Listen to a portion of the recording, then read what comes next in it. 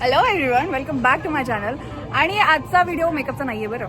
आज मी काहीतरी नवीन तुमच्यासाठी घेऊन आली आहे. मी एक नवीन सिरीज स्टार्ट करते, त्याचं नाव आहे ब्युटीज विथ बिझनेस. सो आजचा आपला फर्स्ट एपिसोड. आणि if you are asking me की मी कुठे आली आहे, तर मी आली एका एक्झिबिशनमध्ये आणि तिथेच आपण हे सगळे एपिसोड शूट करणार आहोत. अशा बिझनेसेसबद्दल ज्या की एक छान पॉवरफुल महिला रन करतात, म्हणजेच विमेन एंटरप्रेन्योर्स. सो आज आलो आहोत आपण सवई क्रिएशन्समध्ये. So this is the glimpse. हा आहे त्यांचा स्टॉल आणि या आहेत त्या काकू, ज्या की माझ्या पर्सनल फेवरेट आहेतच. सोबतच चला आपण त्यांच्याशी पण बोलूयात. Here she is.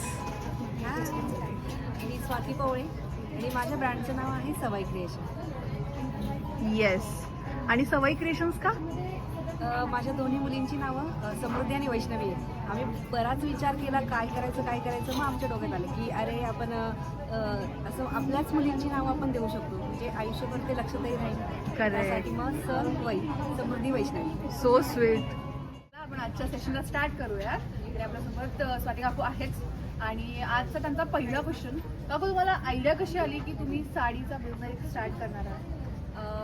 आयडिया म्हणजे मी असं म्हणजे सुरुवातीला ड्रेस वगैरे असं लहान मुलांची शिवायची. ओके.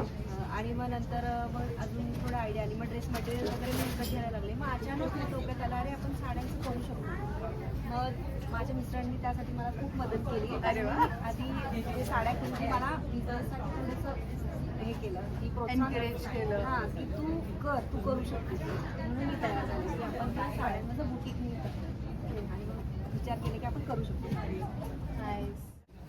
तर काकू आपल्याकडे कुठल्या कुठल्या टाईपच्या साड्या आहेत? म्हणजे तसं तर आपण स्टॉलवर बघणारच आहोत काकूंच्या साड्यांचं कलेक्शन, बट तरी आम्हाला थोडीशी पूर्व आयडिया तरी द्या.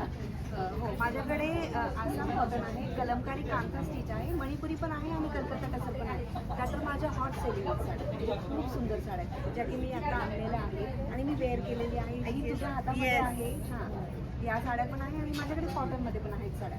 कॉटनमध्ये आहे, सिल्कमध्ये आहे, पैठणीमध्ये पण आहे. साड्या आहेत माझ्याकडे. आय एम टेलिंग यू, त्याच्यातल्या अर्ध्या साड्यांचं नाव मी पण नव्हते ऐकलेले.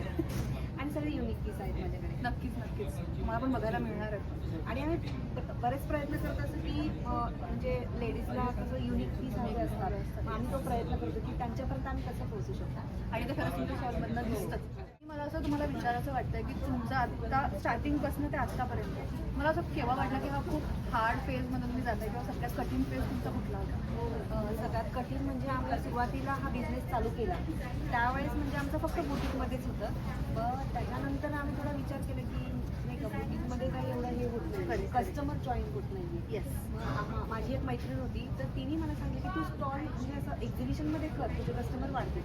मग आम्ही तिथून सुरुवात केली आणि जसं आम्ही एक्झिबिशन चालू केलं तसे माझे कस्टमरही वाढले आणि भरपूर मला म्हणजे फायदाही खूप झाला. येस. आणि मलाही एक्झिबिशनची पूर्ण आयडिया काकूंनीच दिली आहे, बिकॉज मला आधी काही माहीत नव्हतं. काकूने मला सगळी आयडिया दिली, मार्केट रिसर्च कसा करायचा, तुमचा कसा ग्रो करायचा, हे मला सगळं काकूने गाईड केलं. आता म्हणजे सगळ्यांनाच माहिती आहे की खूप वेगवेगळ्या टाईपचे कस्टमर्स असतात. तर मला तुमचा एकदम छान, एकदम खूप चांगलावाला कस्टमर कुठला होता, किंवा मग असा कुठला कस्टमर की जो तुम्हाला नेहमी लक्षात राहतो? हो, असा एक कस्टमर आहे की जे काय झालं ज्यावेळेस आम्ही म्हणजे एक्झिबिशनमध्ये होतो स्टॉल, तर त्यांचं असं झालं की ते म्हणजे त्यांचं बिल झालं 4,000 आणि त्यांनी आम्हाला 5,000 दिले. आणि आमच्याही लक्षात आलं नाही आणि त्यांच्याही लक्षात आलं नाही आणि ते गेले. पण त्यांचा ॲड्रेस, फोन नंबर वगैरे काहीच नव्हता. म्हणजे आम्हाला इतकं गिल्ट वाटलं अरे असं झालं. मग नाही का त्यांचे पैसे आम्ही एवढे हे केले. पण त्यांनी जीपे केलं, तर जीपेवरनं त्यांनी आमचा नंबर शोधला आणि त्यांनी फक्त फोन करून सांगितलं असं झालं. त्यांना आम्ही हे पण केलं की अरे बरं झालं तुम्ही फोन केला. म्हणजे तेव्हापासून म्हणजे ते आम्ही असं झालं तर तेव्हापासून ते कस्टमर जॉईन झालं आम्हाला की आमच्या प्रत्येक एक्झिबिशनला ते कस्टमर येतात. आणि ते इथं महात्मा सोसायटीमध्ये राहतात. कुठेही असू दे माझं एक्झिबिशन ते येतातच. की सगळ्यात वाईट कुठला होता जो की तुम्ही कधीच विसरू शकत नाही? म्हणजे वाईट अनुभव तसं भरपूर आहेत, पण हा त्यातल्या त्यात म्हणजे कॉमेडी अनुभव. 999 हे आमचं हे बघितलं आणि मग ते म्हटलं अरे तुम्ही 999 मग 1 रुपये माझं परत द्या जीपेवरनं. मग जीपेवरनं त्यांना परत 1 रुपये द्यायला लागला. हे असले अनुभव खूप येतात. कस्टमर आले की ते बार्गेन शिवाय जात नाही. जेन्युअनली काय वाटतं, म्हणजे ऑनेस्टली तुमचा रिव्ह्यू सांगा की तुम्हाला बार्गेनिंग बद्दल काय वाटतं? बार्गेनिंग म्हणजे तसं एक पॉईंट आहे तो म्हणजे कस्टमरचा की बार्गेनिंग ते करतातच. आणि आपण काय होतं, आपण एकतर साड्यांची प्राइस कमी लावतो. म्हणजे आमची तर सगळ्या साड्यांची प्राइस कमीच आहे. Yes. आणि मग बार्गेनिंग करून मध्ये अजून हे करतो. त्यामध्ये थोडंसं हे होतं की बाबा आम्ही एवढं बार्गेनिंग करतो तरी कस्टमर आपल्याकडनं अजून हे करतात. म्हणजे हो, ठीक आहे तेवढं चालतं, बार्गेनिंग करा पण खूपच पाडू. कधी कधी खूप अनरिअलिस्टिक त्यांचे एक्सपेक्टेशन्स पण असतात हो. आणि त्यांचे पॉइंट्स पण म्हणजे ती प्राइसिंग आपण सांगतो आणि कधी पण कधी काही काही कस्टमर असे असतात की त्यांना खूप छान वाटतं, अरे तुमच्याकडे कमी प्राइस आहे. Yes, yes. बार्गेनिंग पण करत नाही अजिबात. ते तेवढ्या जे आहे प्राइस त्या प्राइस मध्ये साडी घेतात. आणि कधी कधी ह्या कस्टमरला आपण स्वतःहून पण म्हणतो की हो. ठीक आहे, घ्या आमच्याकडनं हो, डिस्काउंट. होतं ते होतं. म्हणजे अक्षरशः मी स्वतः म्हणते ठीक आहे 3000 ची साडी तुम्ही 2900 द्या. हा, म्हणजे मी correct. स्वतः Yes, म्हणते, yes, मग yes. कस्टमर पण खुश होऊन जातो. हो. तर झाला आपला कस्टमरचा बार्गेनिंगचा प्रश्न. आता मी काकूंना असं विचारेल की तुम्ही फक्त एक्झिबिशन्स करता, तुमचं बुटीक अजून चालू आहे, तुम्ही ऑनलाईनही सेल करता? हो हो, माझं एक्झिबिशन फ्रायडे सॅटर्डे संडे असतं. सोमवार ते गुरुवार माझं बुटीक चालूच असतं. ओके. आणि ऑनलाईन? ऑनलाईन पण आम्ही करतो. ऑनलाईन म्हणजे आम्ही बाहेर देशात पण साड्या पाठवतो. Oh, nice. Out of India. आणि परत म्हणजे पुण्यामध्ये हवं असेल तर पुण्याला म्हणजे आम्ही इथेही म्हणजे स्वतः जाऊन साडी देऊन पण येतो. Oh. असंही आम्ही करतो. म्हणजे पटकन क्विक डिलिव्हरी असते. आणि हो, मला अजून एक क्वेश्चन आहे की जसं तुम्ही एक्झिबिशन्स करता तर मेनली तुम्ही कुठल्या कुठल्या एक्झिबिशन मध्ये असतात? जसं की आपल्या व्ह्युअर्सला किंवा आम्हाला तुम्हाला भेटायचं असेल किंवा तुमच्या साड्या परचेस करायच्या तर आम्ही कुठे येऊ? माझं श्रीनिवास एक्झिबिशन आहे. भिंगरीमध्ये आहे मी. पुणेरी साजमध्ये आहे. अजून म्हणजे माझं आता पुढे आता माझं चाललंय की अजून मी बरेच एक्झिबिशन घेऊ शकते. त्याचे मी अपडेट्स देईनच तुम्हाला. तर आता तरी भिंगरी, श्रीनिवास श्रीनिवास आणि आणि पुणेरी पुणेरी साधा काकू साज. असतातच. तुम्हाला यायचं असेल, तुम्हाला आम्हाला भेटायचं असेल आणि पुला. तर नक्की या. आणि पुलामध्ये हो, पण असते. पुलामध्ये पुला बाजार.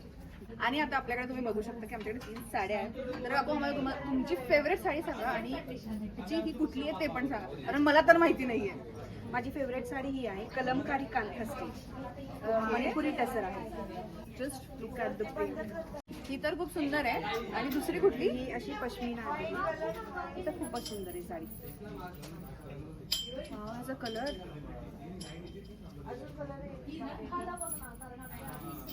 इतकी स्मूथ आहे आणि खूप सुंदर आहे. त्याच्यावर पाईप वर्क पण आहे. पूर्ण डिझाईन पाईप वरती आहे. हँड स्टिच आणि हँड स्टिच केलेलं आहे. हो, दॅट्स गुड. अशा साड्या खरंच नाही बघायला मिळत आहे लवकर. आणि याची प्राइस रेंज कशी काय आहे? 4000. हो, दॅट्स व्हेरी नाईस. खूप सुंदर आहे आणि याच्यातले कलरही तुम्हाला बघायला मिळणारच. आणि आणि मी ही जी वेअर केलेली आहे त्यामध्ये पण आहे साड्या. ही जी माझ्याकडे होती हा कलर खूप सुंदर आहे. खूप सुंदर आहे. इव्हन तो काकूनी वेअर केलेला तो पण हा, छान आहे. आणि त्यामध्ये भरपूर कलर्स आहेत. तुम्हाला भरपूर कलर्स पण मिळतील बघायला.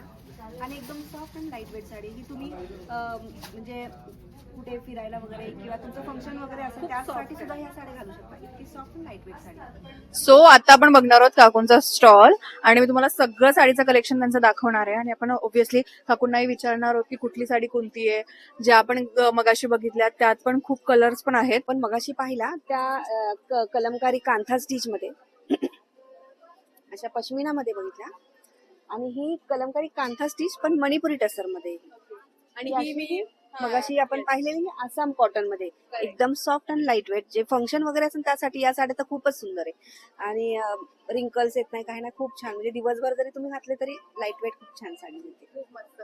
आणि ह्या कुठल्या? या सगळ्या कोलकाता कॉटन साड्या आहेत ज्या समर मध्ये तुम्ही घालू शकता. एकदम लाईट वेट आणि तुम्हाला उन्हाळ्याचा पण जास्त त्रास होणार नाही काय नाही अशा ह्या साड्या आहेत. माझ्याकडे अफोर्डेबल रेंज मध्ये म्हणजे 500 रुपये 1000 रुपये अशा साड्या तुम्हाला मिळतील. तर तुम्ही नक्की विजिट करा.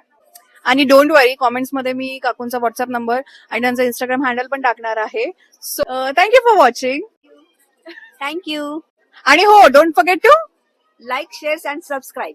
Yes, bye bye.